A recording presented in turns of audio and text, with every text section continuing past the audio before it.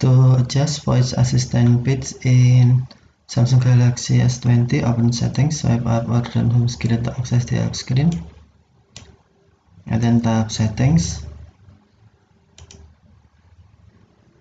You can also open settings screen from notification panel, swipe the notification panel, and then tap settings icon. Scroll down settings screen, find accessibility, and then tap accessibility. Select screen reader, tap settings, and then select text to speak.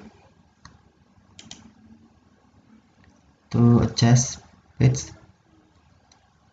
drag pitch bar to the right to fast or drag to the left to slow. Just tap play to play. This is an example of speech synthesis in English.